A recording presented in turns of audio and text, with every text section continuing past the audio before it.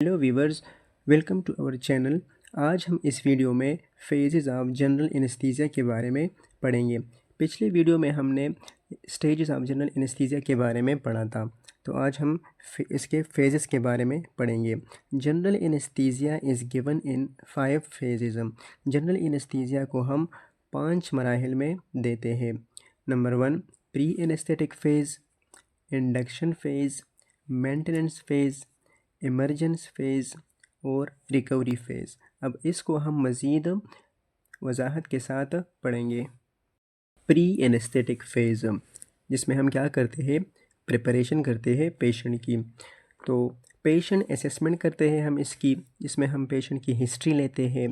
Previous जो medical history है वो हम लेते हैं कि कोई सर्जरी हुई है कि नहीं। इसके अलावा कोई मेडिकल डिजीज़ है, अस्थमेटिक तो नहीं है ये पेशेंट, या डायबिटिक है, ब्लड प्रेशर है, या इसके अलावा कार्डिक पेशेंट तो नहीं है। इसके अलावा ब्लड की कोई, तो ये हम पेशेंट से पूछते हैं। और इसके अलावा हम उसकी फिर एग्ज़ामिनेशन भी करते हैं, फ़िज़िकल एग्ज़ामिनेशन करते हैं। इसके अलावा एयरवे की असेसमेंट करते हैं। जितने भी प्रोटोकॉल आते हैं उसमें एयरवे के लिहाज से, इसकी असेसमेंट के लिहाज से, तो वो हम पेशेंट की करते हैं प्री एनेस्थेटिक फ़ेज़ में। इसके अलावा फास्टिंग कंफर्मेशन हम इसकी पेशेंट से करते हैं कि पेशेंट ने खुराक कब बंद किया है।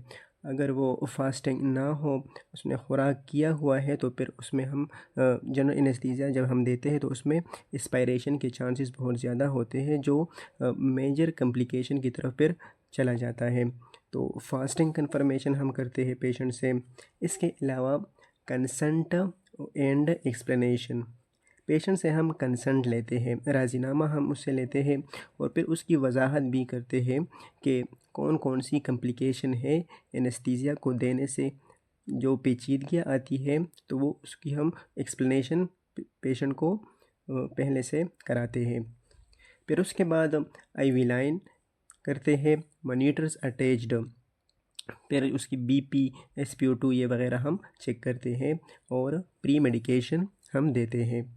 अब इस फेज़ का मकसद क्या है, make the patient safe and ready for anaesthesia. मरीज़ को हम महफूज तरीके से एनेस्थीसिया को देने के लिए तैयार करते हैं। अब दूसरा जो फेज़ है वो है इंडक्शन फेज़। जब हम एनेस्थीसिया को स्टार्ट करते हैं तो उसको हम इंडक्शन फेज़ कहते हैं। इसमें हम क्या करते हैं, anaesthetic drugs are given.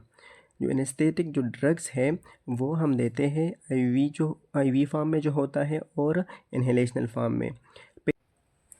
Patient losses consciousness, जो कॉन्शियस लेवल है पेशेंट का वो लॉस हो जाता है और मुकम्मल तौर पर वो बेखबर हो जाता है।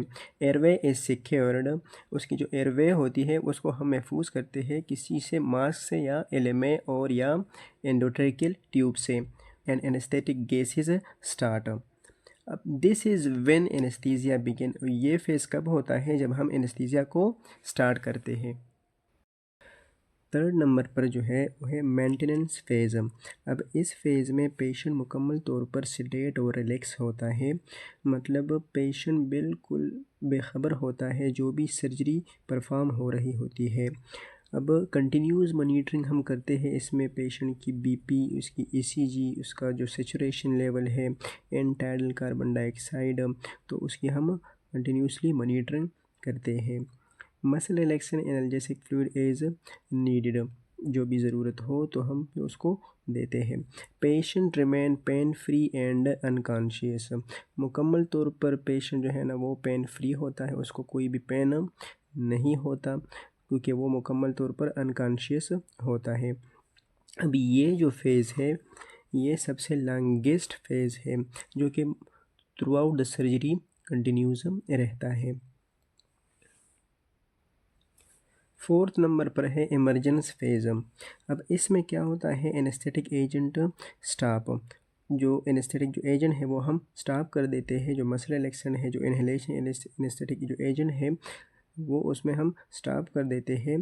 पेशेंट स्टार्ट्स वेकिंग अप, मरीज़ जो है वो होश में आना स्टार्ट कर देता है। प्रोटेक्टिव रिफ्लेक्स जो है वो रिटर्न अपनी हालत में वापस आता है। ब्रीथिंग बिकम्स एडिक्वेट, और उसका जो ब्रीथिंग है वो अपनी नॉर्मल हालत में आता है और फिर हम जो है वो पेशेंट की एक्सट्यूबेशन कर देते हैं। और मरीज़ जो है वो एनेस्थीसिया से कॉन्शियस लेवल में आता है, होश में आ जाता है। 5th नंबर पर है रिकवरी फेज़, जो कि पोस्ट एनेस्थीसिया केयर होता है।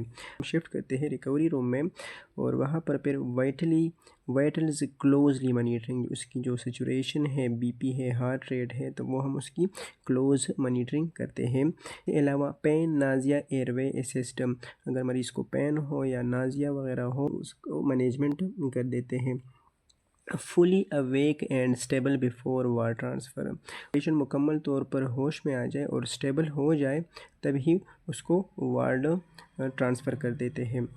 इंश्योर सेफ़ रिकवरी एनेस्थीसिया, और महफूज एनेस्थीसिया को यकीनी बनाए।